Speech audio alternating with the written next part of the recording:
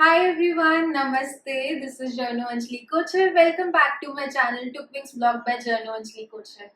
तो आज हमने श्री गणेश करा है अपने वेडिंग पॉडकास्ट सीरीज का।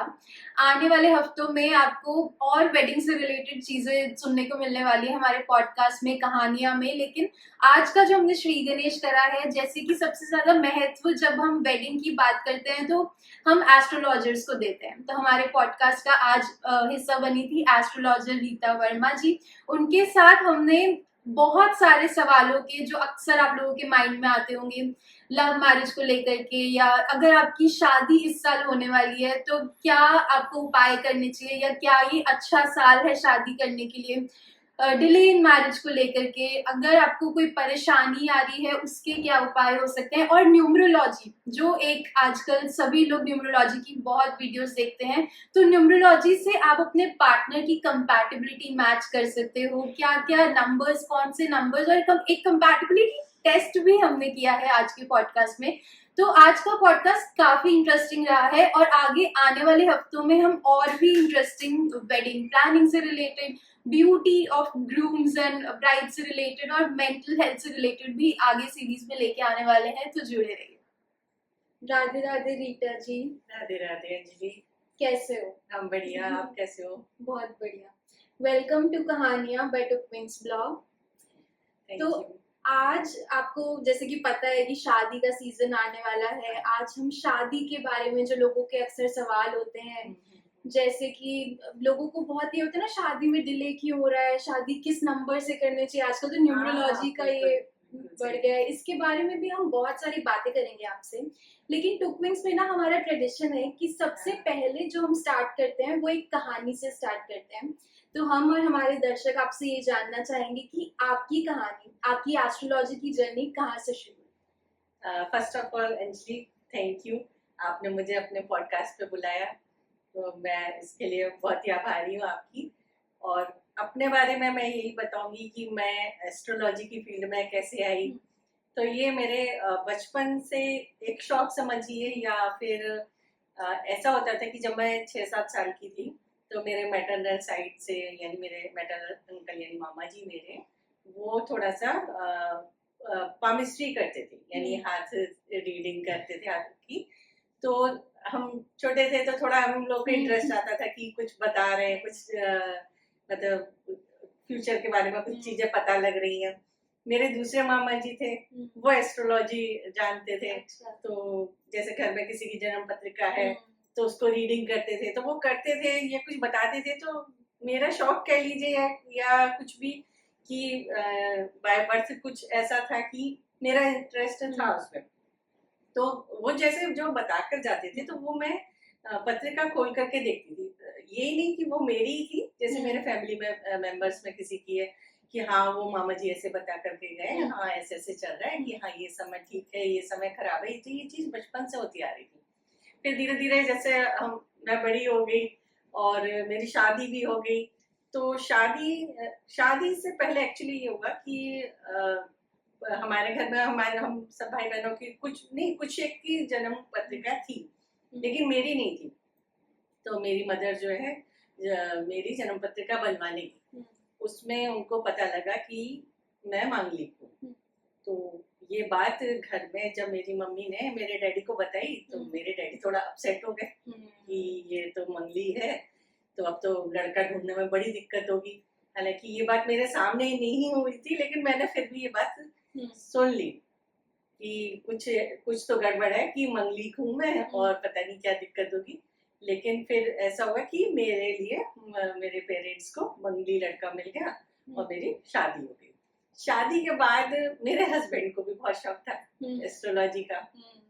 उनको काफी बुक्स थी उनके पास, और उन्हें भी वही शौक था कि वो भी किसी एस्ट्रोलॉजर से जुड़े हुए थे। तो वो उनसे जन्म पत्रिकाएं बनवाते थे, अपनी फैमिली की बनवाई। फिर उन्होंने अपने जैसे सर्कल में होता है कि हमारे बनवा दो, तो वो बनवाते थे। तो मैं सबसे पहले उसको रीड करती थी। तो मेरा मतलब इंटरेस्ट और बढ़ता चला गया।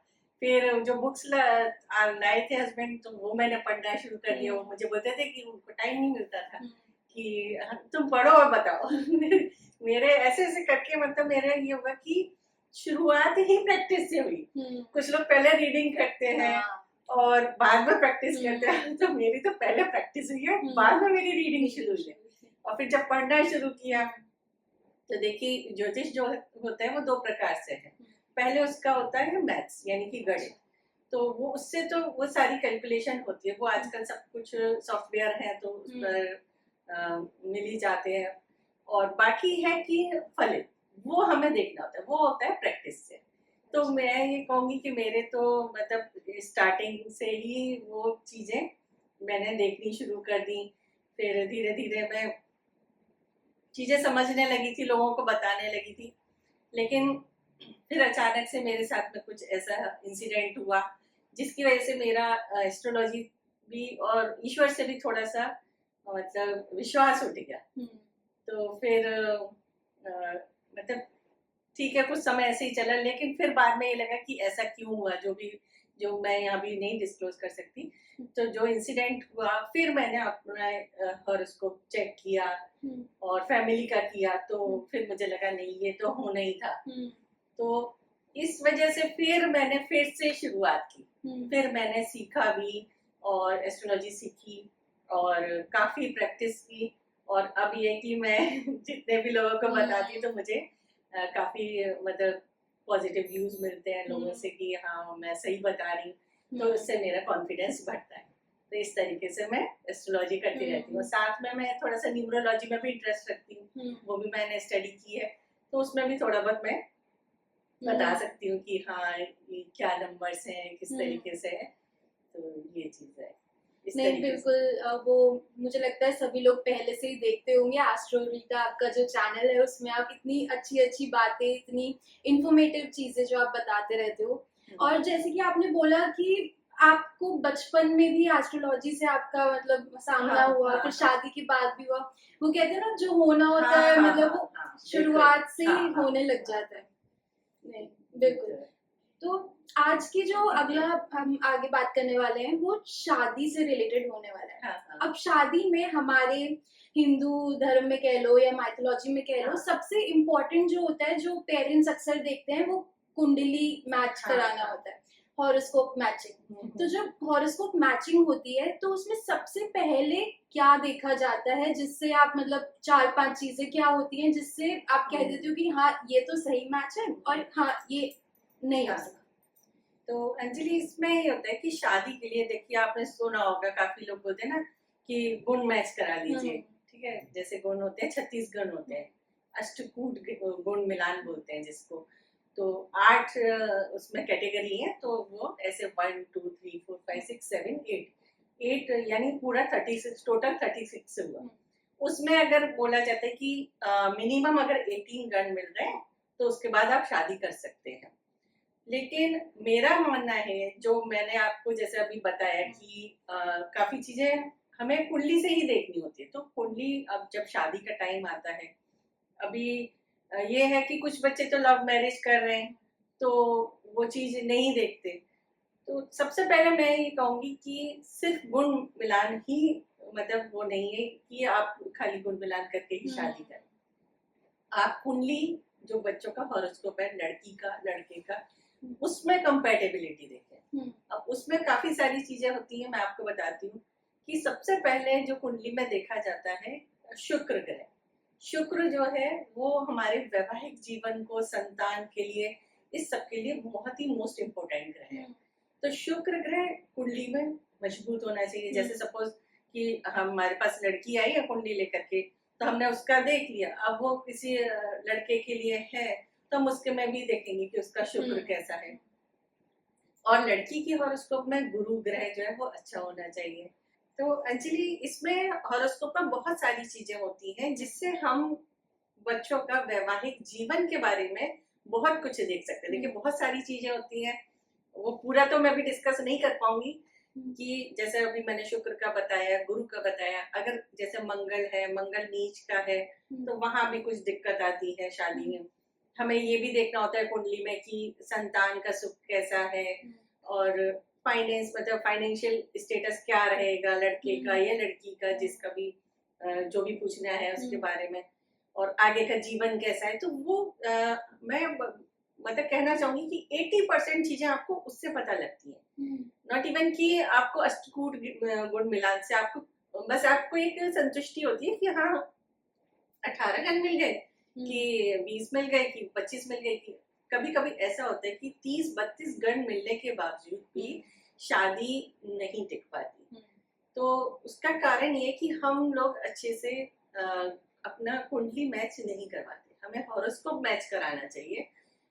ठीक है, आपको अगर तसल्ली है कि हमें अष्टकूट गुण मिलान ही करना है तो आप बेशक करवा सकते हैं, लेकिन आपको कुंडली का मिलान जरूर करवाना चाहिए, कुंडली का एनालिसिस कराना चाहिए, तब आपको इसमें आगे बढ़ना चाहिए। कुंडली की एनालिसिस की बात कर रहे हैं तो जैसे शुरुआत में आपने भी बात की थी मांगलिक होने की, है ना? तो जब शादी की बातें होती है ना तो एक ये बहुत बड़ा फैक्टर आ जाता है कि नहीं लड़की मांगलिक है, लड़का नहीं है। तो ऐसा कोई उपाय है या फिर क्या करना चाहिए? अगर जरूरी है ऐसा कि लड़की मांगलिक है लड़का भी मांगलिक होना चाहिए, या फिर अगर नहीं भी है, सपोज लव मैरिज है, नहीं है, तो क्या कोई उपाय है जिससे इसका सोल्यूशन मिल सकता है? हाँ, उपाय के बारे में अंजलि मैं आपको बाद में बताती हूँ। आपने सवाल बहुत अच्छा किया है।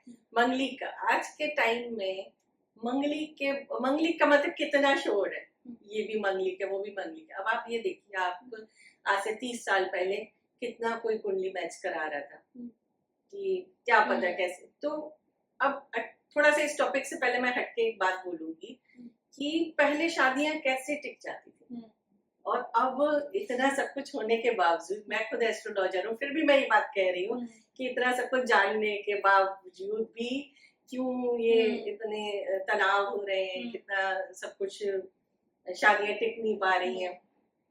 तो कहीं ना कहीं ये कमी है आजकल की जनरेशन में, कहिए कि पेशेंस की कमी है, समझदारी की कमी है।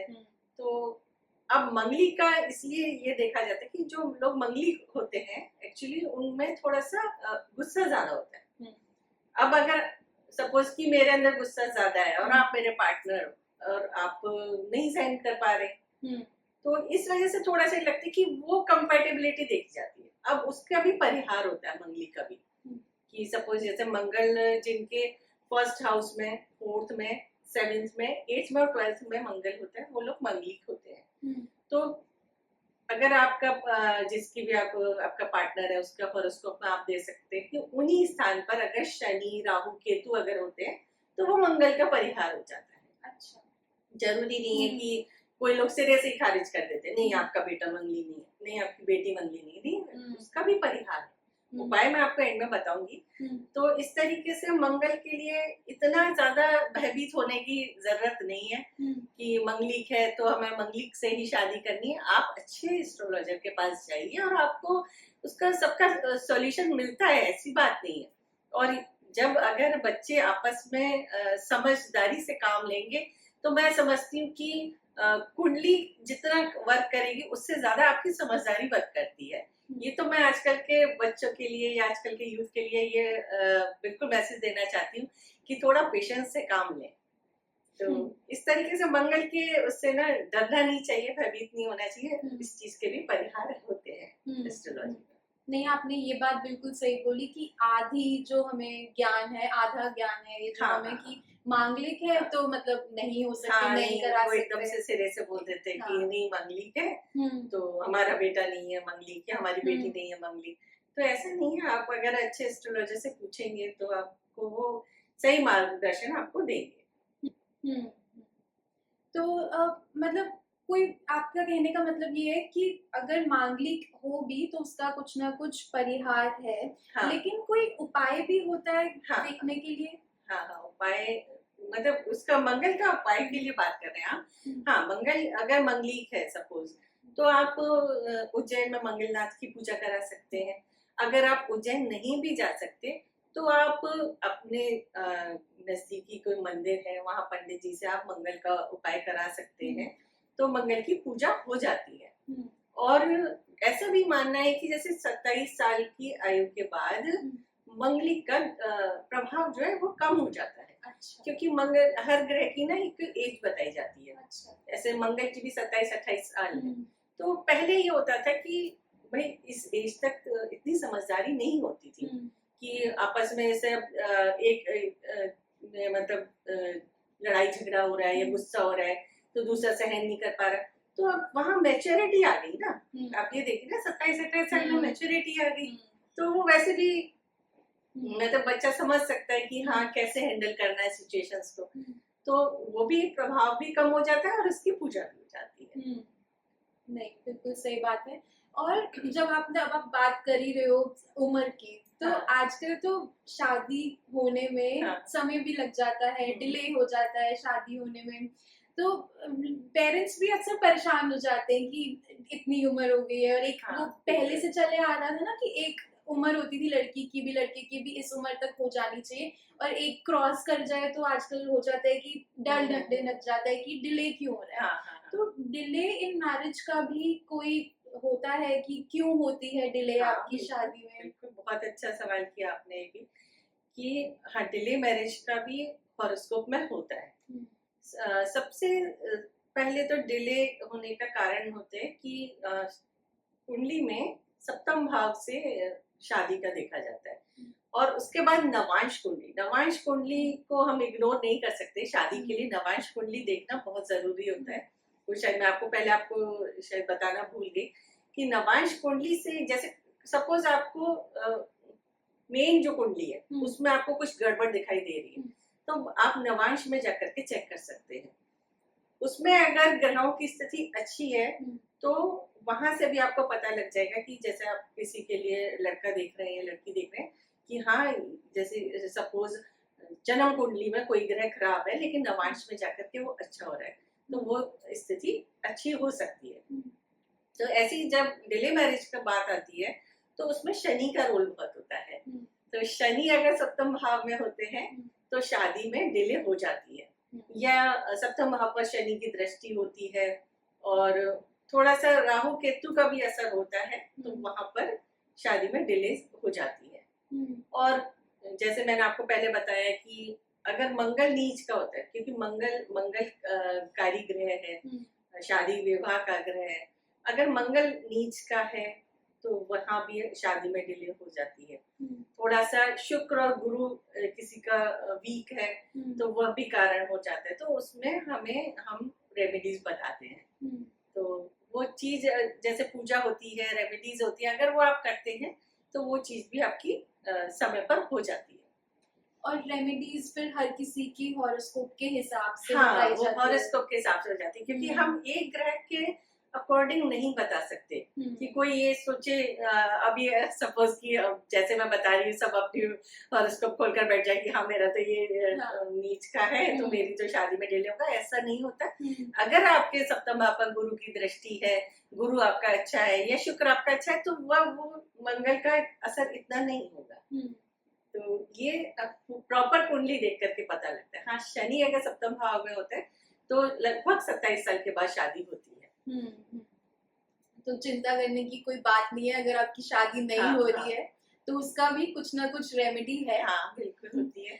बिल्कुल। और जैसे आपने बोला कि हॉरोस्कोप दिखाना चाहिए एस्ट्रोलॉजर को, आपका क्या ये मानना है कि हम अपना कुंडली या हॉरोस्कोप खुद भी देख सकते हैं, या जरूरी है कि हम एस्ट्रोलॉजर से ही कंसल्ट करें? देखिए, मैं सिर्फ इस चीज के लिए कहूंगी कि जैसे मैं अपने वीडियोस भी बनाती हूँ, मैं काफी चीजें बता देती हूँ। मुझे किसी ने कहा कि आप तो सारा कुछ तो वीडियोस में बता देते हो, कि इसलिए बताते हैं कि आपको वो चीज दिखे, फिर आप उसको किसी अच्छे एस्ट्रोलॉजर के पास जाकर के उसके बारे में आप पूछ सकते हो। हम ये नहीं कह रहे, मैं ये नहीं कह रही हूँ कि आप खुद ही एस्ट्रोलॉजर बन जाओ, लेकिन हम इतना बताते हैं कि आपको अगर कोई चीज दिख रही है, अगर आपको अच्छा रास्ता भी दिख रहा है कि हाँ मेरे हॉरोस्कोप में कुछ अच्छा समय आने वाला है, तो आप उसको जाइए एस्ट्रोलॉजर के पास जाकर पूछिए, तो वो आपको एक दिशा बताता है।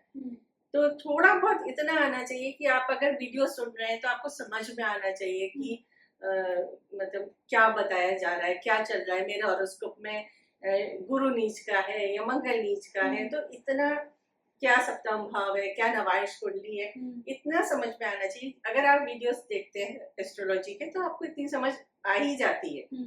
तो वो आप अपनी आगे की जर्नी के लिए आप अपने किसी एस्ट्रोलॉजर से पूछ सकते हैं। तो वो एस्ट्रोलॉजर का काम ही होता है कि आपको दिशा दिखाना है। तो इसलिए मैं कहती हूँ कि थोड़ा बहुत जानकारी तो होनी चाहिए। नहीं, बिल्कुल सही बात है। और अब जैसे शादी का सीजन चल रहा है और मैंने पढ़ा है कि शनि का साल चल रहा है, अभी हमने शनि की भी बात करी है। तो इसका कोई इम्पैक्ट होता है कि आगे अगर इस सीजन में किसी की शादी होने वाली है तो शनि का कोई इम्पैक्ट होता है कि आपके हॉरोस्कोप में कुछ ग्रह है किसी हाउस में तो शनि का कोई इम्पैक्ट होगा, ऐसा कुछ होता है? इसमें सबसे पहले मैं आपको बोलूंगी कि इस वर्ष में जिन लोगों की शादी हो रही है वो बहुत लकी है, क्योंकि शनि का साल है। शनि ग्रह जो है वो स्टेबिलिटी का ग्रह है। तो शायद से लोगों ने नोटिस भी किया होगा कि जिन लोगों की शादी होने में थोड़ी रुकावटें आ रही थी काफी टाइम से या देरी हो रही थी, उनकी इस साल में शादी जरूर हुई होगी। अच्छा। हाँ, ये अभी तो चल रहा है साल। तो उनकी शादी जरूर इस वर्ष मतलब उनके लिए काफी अच्छा है। और ये स्टेबिलिटी का होता है शनि ग्रह, तो ये इस तरीके से बहुत अच्छा माना गया है ये साल शादी विवाह के लिए। चलो ठीक है, फिर जिसकी भी शादी होने वाली है इस साल में उसके लिए तो ये साल बहुत लकी है, आपको ये इंडिकेशन भी मिल गया है। हाँ, जिनको करनी है वो जल्दी से अपने शादी का मुहूर्त निकलवा ले। हाँ जी। कि दिसंबर तक शादी कर ले। बिल्कुल अच्छी बात है कि अगर इस वर्ष में शादी हो रही है तो बहुत ही अच्छी बात है। अब आपने मुहूर्त की बात करी है तो ये शादी का मुहूर्त कैसे निकलता है? अब मेरे मन में ना सवाल हमेशा आता है कि जैसे सपोज करो किसी की 17 नवंबर की शादी है लेकिन फेरे तो हमारे में रात में ही होते हैं 18 तारीख में, तो इसका मतलब क्या होता है? किस तरीके से वो टाइम निकाला जाता है फेरों का, किस तरीके से वो डेट निकाली जाती है और इसका महत्व क्या होता है? आपने अंजलि बहुत अच्छा सवाल पूछा है कि शादी के फेरे का टाइम तो रात का होता है और शादी दिन में होती है। तो जो शादी का जो मुहूर्त निकालते हैं पंडित लोग जिनके पास आप पूछने जाते हैं, तो वो जो बताते हैं वो फेरों का ही टाइम बताते हैं। तो उसके हिसाब से हम लोग दिन में मतलब दिन में शाम के टाइम में बारात चढ़ा ली या वरमाला कर दिए, लेकिन वो मुहूर्त होता है वो रात का ही होता है। अब इसमें भी मैं आपको सबसे पहले बताऊंगी कि शादी मतलब मुहूर्त भी कैसे निकाला जाता है। कि ये जो हमारे इसमें 4 महीने जो होते हैं जिस देव शयनी एकादशी से लेकर के देवउठनी एकादशी तक हम हमारे हिंदू धर्म में कहा जाता है कि इस समय में विष्णु भगवान सोए रहते हैं, तो इसमें शादी नहीं होती है। जैसे कि इस वर्ष 17 जुलाई से स्टार्ट हुआ और 12 नवंबर को देवउठनी एकादशी है, तो उस दिन सबसे पहले तुलसी जी का विवाह होता है। उसके बाद हमारे शादी विवाह के मुहूर्त निकाले जाते हैं। तो उसमें भी ये होता है कि जैसे लड़के की राशि क्या है, लड़की की राशि क्या है, उसके हिसाब से उनका मुहूर्त निकाला जाता है। तो लड़के का जो है उसमें देखा जाता है कि चंद्र बल, सूर्य बल, और लड़की की उस हॉरोस्कोप में देखा जाता है कि उसका गुरु बल, चंद्र बल देखा जाता है। कुछ इम्पोर्टेंट नक्षत्र होते हैं, शुभ नक्षत्र होते हैं। तो वो काफी डिटेल में है चीजें जो मैं अभी डिस्कस नहीं कर पाऊंगी। और लड़की की उस हॉरोस्कोप में देखा जाता है कि उसका गुरु बल, चंद्र बल देखा जाता है। कुछ इम्पोर्टेंट नक्षत्र होते हैं, शुभ नक्षत्र होते हैं। तो वो काफी डिटेल में है चीजें जो मैं अभी डिस्कस नहीं कर पाऊंगी। नक्षत्र के साथ साथ आप तिथियां देख सकते हैं, जैसे कि तिथियां हैं चतुर्थी, नवमी और अमावस्या को छोड़ करके बाकी तिथियां शुभ मानी जाती हैं। और वार है जैसे सोमवार है, बुधवार है, शुक्रवार, गुरुवार, ये दिन अच्छा मुहूर्त मतलब शुभ माने जाते हैं मुहूर्त के लिए। और लगन देखे जाते हैं जैसे जिनकी हम शादी निकाल रहे हैं, और उस दिन उस समय में जो आपने पूछा ना कि रात में जो शादी का समय जो निकालते हैं उसमें लगन देखा जाता है। तो लगन होना चाहिए कि बुध ग्रह का, यानी कि मिथुन लगन है, कन्या लगन है, शुक्र की वृषभ लगन है, और तुला लगन है, गुरु की धनु लगन है, मीन लगन है। तो ये शुभ माने जाते हैं। तो इसमें हम विवाह का मुहूर्त निकालते हैं। ठीक है, जब हम शादी की बात कर रहे हैं तो पार्टनर्स की कंपैटिबिलिटी की बात करना तो बहुत जरूरी है। कंपैटिबिलिटी नहीं होगी तो शादी आगे चलेगी कैसे? कंपैटिबिलिटी हम जान सकते हैं हॉरोस्कोप मैच करके? हाँ, वो मैंने आपको देखिए पहले भी बताया कि कंपैटिबिलिटी में देखिए आप सबसे पहले क्या देखेंगे, आपका वैवाहिक जीवन, आपका वैवाहिक सुख, आपकी संतान, आपका आगे का जीवन। तो वो आपको जैसे आप देखिए कि आप खुद अपनी हॉरोस्कोप दिखाने जाते हैं तो आप यही सारी चीजें पूछते हैं ना। तो आप जब शादी करने जा रहे हैं तो आप अपने पार्टनर की भी तो वही आपको वह देखनी चाहिए ना। तो वो सब चीजें इसमें बिल्कुल देखना चाहिए कि संतान सुख कैसा है, आपका मतलब परिवार कुटुंब सुख कैसा है, आपका वैवाहिक सुख कैसा है, और आगे का आपका जीवन कैसा है। तो ये कंपैटिबिलिटी आपको बहुत अच्छे से कुंडली के हिसाब से पता लगती है। अगर जैसे जन्म कुंडली में आपको कुछ थोड़ा गड़बड़ दिखाई दे रहा है तो आप नवांश कुंडली में जाकर के देख सकते हैं। नवांश कुंडली का शादी के लिए बहुत ही ज्यादा विशेष महत्व बताया गया। नवांश कुंडली में अगर अच्छा दिख रहा है तो वह आपके लिए मतलब आप किसी अच्छे एस्ट्रोलॉजर से पूछें तो वो आपको जरूर बताएंगे, और इस तरीके से आप अपनी कंपैटिबिलिटी हॉरोस्कोप के थ्रू निकलवाएं तो ज्यादा बेटर है। आपने परिवार सुख की भी बात करी, तो हाँ। कुंडलियों से या हॉरोस्कोप मैचिंग से ये भी पता लग सकता है कि आगे ससुराल कैसा होगा? हाँ अंजलि, बिल्कुल पता लगेगा ससुराल कैसा होगा, सास कैसी होगी ससुर जी कैसे होंगे ये सब भी पता लगता है, बिल्कुल पता लगता है। तो जैसे कि ससुराल के लिए सप्तम भाव स्पाउस का होता है और अष्टम भाव जो है वो ससुराल का होता है। तो उससे ससुराल का धन, ये उसकी कुटुंब सुख वो कैसा है, वो जैसे बताया कि ग्रह अच्छा है, शुभ है, शुभ स्थिति में, तो वो चीजें पॉजिटिव होंगी। इसी तरीके से कि सप्तम से फोर्थ जो होता है वो सास का होता है, तो वहां से आपको सास का पता लगेगा कि सास कैसी होगी, सास का नेचर कैसा होगा। और सप्तम से अगर हम दशम पर जाए तो फोर्थ हाउस होता है, तो उसमें ससुर का पता लग जाता है। तो ये चीजें काफी, ये तो देखिए इतना डीप है एस्ट्रोलॉजी कि इसमें जितना आप समंदर की तरह है, जितना इसमें आप अंदर जाते जाएंगे उतने आपको मोती मिलते जाएंगे। तो ये सारी चीजें आप पता कर सकते हैं। आपको लगता है जान लेना चाहिए शादी करने से पहले ससुराल कैसा हो? हाँ, जब देखिए आप अरेंज मैरिज करने जा रहे हैं, आप 10 लोग मतलब कितनी जगह आपकी बात चलती है, तो अगर आप जैसे अष्टकूट गुण का मिलान कर रहे हैं तो उसके बजाय मैं ये बोलूंगी कि आप इस तरीके से कुंडली का मिलान करें। और देखिए अब लव मैरिज की बात लीजिए कि अब लव मैरिज वाले तो वहां मैं ये कहूंगी कि आप बिल्कुल मत मिलाइए। जब आपके दिल मिल गए, आपने एक दूसरे को समझ ही लिया, फिर आपको वहां कुंडली मैच कराने की क्या ही जरूरत है। आप कुंडली मैच कराएंगे, आप वहम में पड़ेंगे। तो इसलिए अगर आपने का मन मिल रहा है, आपके अंदर इतनी समझदारी है, फिर आपको कुंडली मैच नहीं करानी चाहिए। और फिर मैं यही बोलूंगी कि फिर आपको आगे का जीवन भी अपनी उसी समझदारी के साथ में बिल्कुल मतलब बिताना चाहिए।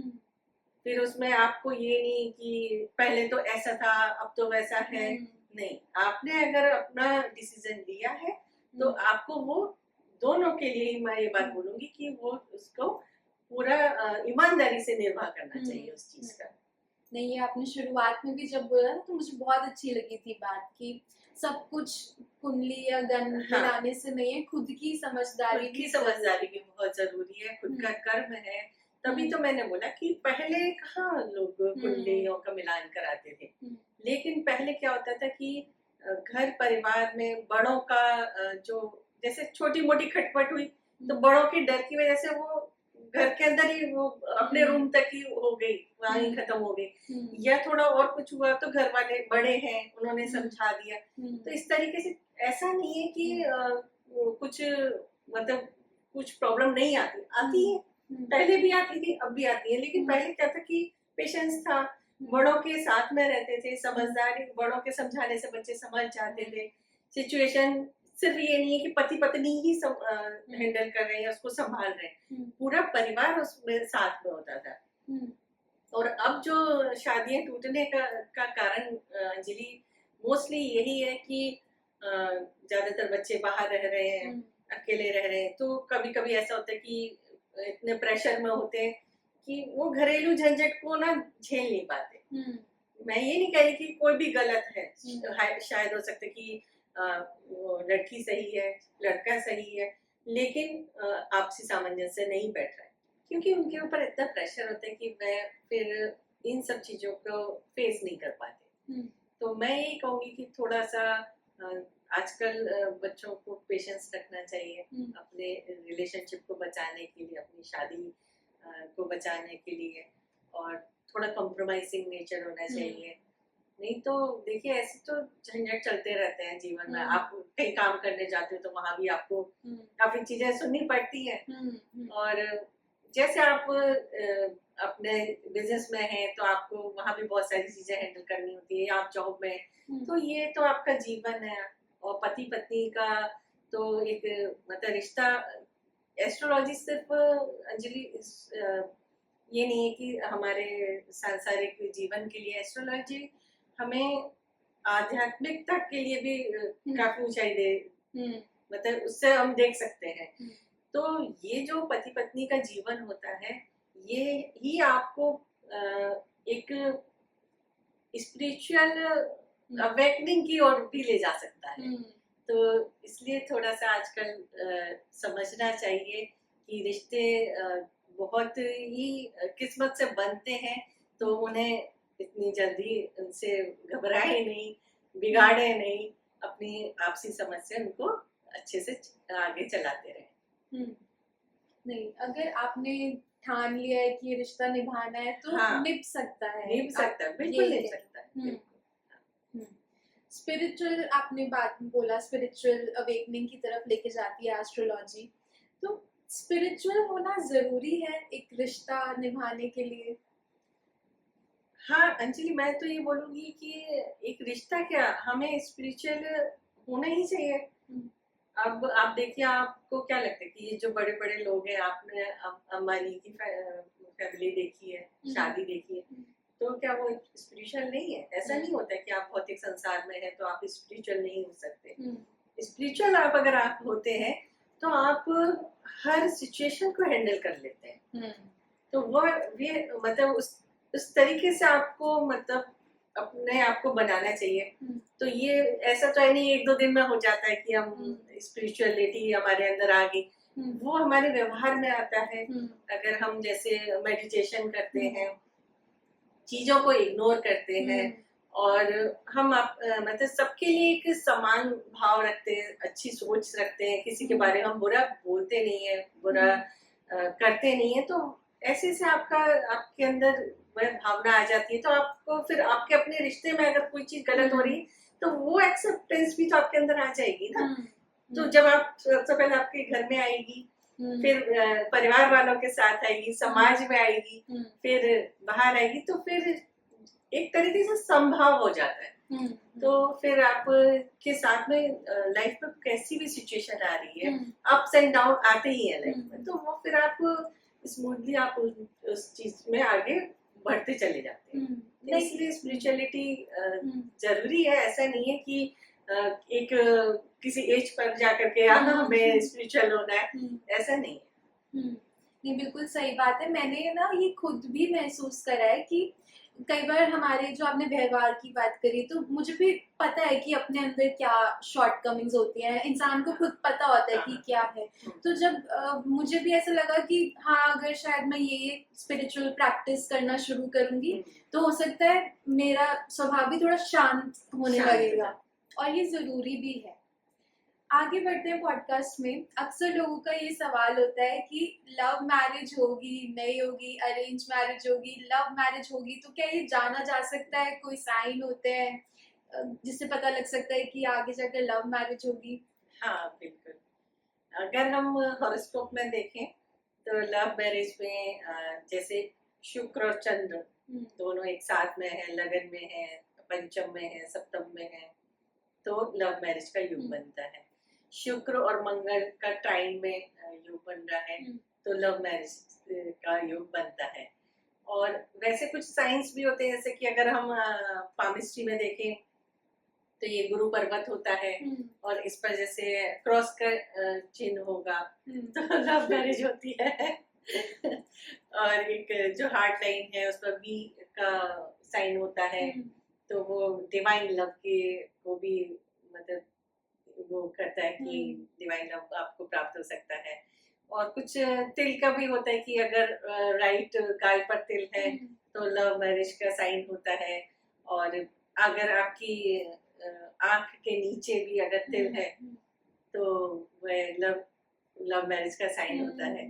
तो ऐसा है कि हॉरोस्कोप से भी काफी चीजें दिख जाती हैं कि ये लव मैरिज का है। तो कुछ अड़चन भी होती है, तो उसमें भी है कि अगर कोई उपाय करे, उपाय पूछते हैं आप एस्ट्रोलॉजर से, तो उपाय के द्वारा भी वो चीज सही हो जाती है और आप लव मैरिज की तरफ जा सकते हैं। ये जो आपने साइन बताए हैं ये मैं बोलूंगी कि आप लोग भी चेक कर सकते हो। बिल्कुल, आप पाम में चेक कर सकते हैं, आप वैसे अपने फेस पर भी चीजें होती है, काफी तिल होते हैं, इनसे पता लगता है। लव मैरिज की बात कर रहे हैं, कंपैटिबिलिटी की भी बात कर रहे हैं, तो आजकल ना सब लोग बहुत एक्साइटेड हो गए नंबर्स के बारे में और न्यूमरोलॉजी के बारे में जानने में, पढ़ने में कि क्या नंबर हमारा फ्रेंड नंबर है, क्या नंबर से हमें कंपैटिबिलिटी होगी, कैसा होगा। तो मुझे आपसे ये जानना है कि आपका क्या 1 से लेकर 9 के नंबर्स होते हैं, तो मूलांक देखते हैं, भाग्यांक देखते हैं, कैसे हम कंपैटिबिलिटी चेक कर सकते हैं नंबर्स के फॉर्म में? एक्चुअली सबसे पहले हम कंपैटिबिलिटी की बात करें तो इसमें हमारे 5 पॉइंट्स हैं। 5 पॉइंट्स को हमने 15 नंबर्स दिए हुए हैं। तो पहला पॉइंट है कि सपोज लड़के का मूलांक और लड़की का मूलांक, दोनों का मूलांक फ्रेंड हो। मतलब इनमें जैसे ग्रह फ्रेंड और एनिमी होते हैं ना, वैसे ही ये नंबर्स भी फ्रेंड और एनिमी होते हैं। तो जैसे मूलांक सपोज कि लड़की का 6 है तो लड़के का 5 होगा, तो 6 क्योंकि शुक्र का है और 5 बुध का है, तो वो आपस में फ्रेंड है, तो वो हो मतलब कंपैटिबिलिटी का नंबर, मतलब पहला पॉइंट ये है। दूसरा है कि एक जो लोशु ग्रेड होता है न्यूमरोलॉजी में, तो लोशु ग्रेड में जैसे अब आपकी डेट ऑफ बर्थ है और उसमें सारे नंबर्स तो नहीं आ रहे, और जो आपके में नहीं आ रहे वो उसके में आपके होने वाले उसके आपके पार्टनर के में आ रहे हैं, तो उसमें आप एक दूसरे को एक एक नंबर जरूर दे रहे हो, मतलब एक एक नंबर को पूरा कर रहे हो। ठीक है, दूसरा पॉइंट ये हो गया। तीसरा पॉइंट है कि जैसे लोशु ग्रेड में 6 प्लेन्स होते हैं, जैसे आपने देखा होगा 1 2 3 4 5 6, तो वो एक प्लेन पूरा हो रहा हो एक दूसरे की डेट ऑफ बर्थ से। और चौथा पॉइंट है कि आपने ट्रांजेक्शन में कोई राजयोग बनाओ, आपके ट्रांजेक्शन से राजयोग भी होते हैं उसमें लोशु ग्रेड में, जैसे 4 5 6 का राजयोग होता है और 2 5 8 का होता है, तो वो आपका पूरा होना चाहिए।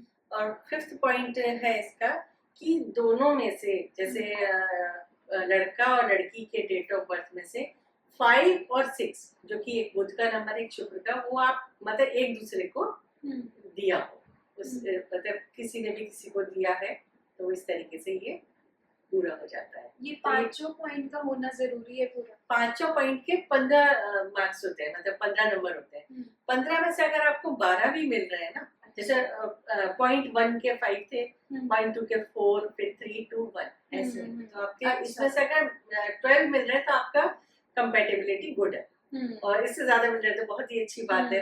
लेकिन 10 या 10 से कम है तो वो मतलब नॉट सो गुड। और बाकी आपने जो पूछा कि जैसे नंबर है, मूलांक है 1 से लेकर 9 तक, तो उसमें होता है जैसे हर नंबर का ग्रह होता है, 1 का सूर्य होता है, तो इसमें भी बताया कि फ्रेंड और एनिमी वाली बात आती है। तो 1 नंबर सूर्य का है तो इनके लिए कंपैटिबल होते हैं कि 2 नंबर वाले, जैसे चंद्रमा का होता है उनका 3 नंबर वाले, 7 वाले, 8 वाले, तो इनकी कंपैटिबिलिटी उनसे हो सकती है। और जिनका भी मूलांक 2 है उनकी कंपैटिबिलिटी 1 नंबर से होगी, 3 से हो सकती है, 4 से हो सकती है, 6 से हो सकती है। और जिनका मूलांक 3 है उनकी कंपैटिबिलिटी 1 से, 2 से, 5 से हो सकती है। और जिनका मूलांक 4 है जो कि राहु का नंबर है, तो इनकी 1 से हो सकती है, 2 से हो सकती है, 7 से हो सकती है, और 9 वाले इनके लिए काफी अच्छे हो सकते हैं। 8 और 5 से इनकी बिल्कुल भी नहीं बन सकती। इसी तरीके से आपका 5 अगर मूलांक है तो आपके लिए 6 बहुत अच्छा है, और 5 वालों के लिए 8 नंबर अच्छा है, 9 अच्छा है, तो इनकी कंपेटेबिलिटी इनसे हो सकती है। मूलांक 6 वालों की 2 से, 3 से, 5 से, 6 वालों से अच्छी कंपेटेबिलिटी हो सकती है। 7 मूलांक वालों की 1 से, 3 से, 5 से, 8 के साथ अच्छी कंपेटेबिलिटी हो सकती है। मूलांक 8 वालों के लिए 2, 4, 5, 7, 8 अच्छे इनके साथ हो सकती है, अच्छी कंपेटेबिलिटी हो सकती है। और मूलांक 9 वालों की 2, 3, 4, 5, 6, 8 इनके साथ अच्छी कंपेटेबिलिटी हो सकती है। और अगर मतलब खाली मूलांक से भी नहीं पता लग रहा है आपको, नहीं, तो आप डेस्टिनी नंबर भी देख सकते हैं कि आपका डेस्टिनी नंबर, टोटल नंबर जो है, और वो आपके पार्टनर का जो है टोटल नंबर, वो फ्रेंड हो आपस में। तो इस तरीके से भी आप कंपेटेबिलिटी चेक कर सकते हैं। भाग्यान का भाग्यान से कंपैटिबल होना जरूरी है, हाँ, और मूलांक का फ्रेंड होना चाहिए। फ्रेंड होना चाहिए। अब सपोज फ्रेंड ना हो तो इसमें क्या करना चाहिए? अगर आप जैसे सोचे कि लव मैरिज है और वो फ्रेंड नहीं है, तो अंजलि ये हमने बहुत ही बेसिक सी चीजें बोली हैं। बाकी तो अगर बहुत सारी चीजें होती हैं, इसमें भी न्यूमरोलॉजी में भी बहुत अच्छे से आप इसके अपनी कंपैटिबिलिटी चेक करा सकते हैं। ये भी काफी बड़ा सब्जेक्ट है इसके लिए भी, शादी के लिए, जैसे कि एस्ट्रोलॉजी में होता है। तो ऐसा नहीं है कि आप इसी के बेस पर पे आप ये कि नहीं, मुझे नहीं, इससे नहीं करनी है शादी, ऐसा नहीं हो सकता। तो ये तो हमने जान लिया नंबर्स से कैसे कंपैटिबिलिटी चेक की जाती है। फिर पॉडकास्ट में हमने और भी बात करी कि कुंडली से कैसे कंपैटिबिलिटी चेक की जाती है, और हमने इतने सारे इम्पोर्टेंट चीजें डिस्कस कर ली हैं। लेकिन अगर हम एंड करें पॉडकास्ट को, कॉन्वर्जेशन को, तो मैं आपसे जानना चाहूंगी कि जैसे डिले इन मैरिज है, या दिक्कतें आ रही हैं शादी में, या कुछ होता है ना कि डिवोर्स तक के बाद पहुंच गई है, तो इन सारी चीजों के क्या उपाय किए जा सकते हैं? हाँ, तो मैं सबसे पहले आपको डिले मैरिजेस के लिए बता देती हूँ। जैसे कि मैंने आपको मांगलिक का तो बताया, तो डिले मैरिजेस में के लिए आप शिव और पार्वती जी की पूजा करनी चाहिए। इसमें आप रुद्राभिषेक करा सकते हैं, या आप प्रत्येक सोमवार को आप पूजा कर सकते हैं, लेकिन वो आपको एक ही समय पर करनी होती है। आप अपनी विश को भगवान के सामने आप अपनी विश को रखें और पूजा करके आए वहां पर, और आपको एक माला ओम नमः शिवाय की पूरा वहीं शिव जी के मंदिर में जाकर के बैठ करके करें। तो जल्दी, क्योंकि जैसे आपने देखा सुना ही है कि माता पार्वती ने शिव जी को पाने के लिए कितनी तपस्या की थी, तो वो थोड़ी सी तपस्या तो यहाँ भी करनी पड़ेगी। दूसरा, हनुमान जी की उपासना करनी चाहिए, क्योंकि अगर जैसे डिले होता है वो मंगल की वजह से भी होता है, जो मैंने आपको पहले बताया कि मंगल अगर कमजोर है तो हनुमान जी की उपासना, पूजा अर्चना करनी चाहिए। और एक दुर्गा सप्तशती का अर्गला स्तोत्र का पाठ वो करना चाहिए, और माँ कात्यायनी मंदिर में अपनी मन की इच्छा जो है वो रखें। तो माँ कात्यायनी मतलब शादी विवाह की रुकावट को जरूर दूर करती है, ऐसी मान्यता है। जैसे कि हमने पहले भी एक वीडियो बनाया था इसमें शादी में डिलेज का, तो मथुरा में, वृंदावन में, तो माँ कात्यायनी का शक्तिपीठ मंदिर है। वहाँ आप अगर 7 संडे भी अगर आप वहाँ चले जाते हैं, या चलिए आप एक बार जाकर के आप अपना संकल्प ले लें, तो आपकी शादी में जो डिले आ रहा है वो जरूर दूर होगा। और रही बात डिवोर्स के लिए, तो उसमें भी आपको यही शिव जी पार्वती जी की जो पूजा बताई है वो करनी चाहिए, और महामृत्युंजय मंत्र का जाप करना चाहिए। तो वो भी चीज, वो समस्या भी जरूर दूर होगी। तो ये तो हो गए आज के हमारे, जो भी मुझे लगता है दर्शकों के सवाल होंगे, हमने पूरी कोशिश करी कि इसमें हम आपसे पूछ लें, और आपने भी पूरे डिटेल्स में हमें समझाने का वो किया है। And thank you so much हमारे पॉडकास्ट का हिस्सा बनने के लिए। और सबसे जरूरी बात कि एंड में आप जो भी, जिनकी भी शादी होने वाली है इस साल में या आने वाले समय में, उनके लिए आप क्या बोलना चाहोगे? सबसे पहले थैंक यू अंजलि, आपने मुझे बुलाया, और मुझे भी अच्छा लगता है कि मैं इस टॉपिक पर मैं बोली आज। तो मैं सिर्फ यही कहूंगी कि ये बहुत ही पवित्र बंधन है और बहुत ही मतलब ईश्वर की कृपा से ये शादी के बंधन बनते हैं, तो इनकी रिस्पेक्ट करें और अपने जीवन को आगे चलाने के लिए छोटी छोटी सी बातों पर उलझे नहीं और अपनी समस्याओं का समाधान खुद करें और अपने जीवन को अच्छे से चलाएं। मैं यही कहना चाहूंगी अंजलि कि आजकल की जनरेशन बहुत जल्दी परेशान हो जाती है, तो उसके लिए थोड़ा सा अगर आप अपने आप को स्पिरिचुअल अवेकन करेंगे तो आपको ये छोटी मोटी समस्या आपको कुछ भी नहीं लगेगी। बिल्कुल सही बात है। जितना जरूरी है एस्ट्रोलॉजी, जितना जरूरी है कुंडली मैच कराना, सब कुछ, लेकिन स्पिरिचुअल होना भी जरूरी है, स्पिरिचुअल अवेकनिंग बहुत जरूरी है। Thank you so much Rita ji यहाँ आने के लिए, बहुत अच्छा लगा।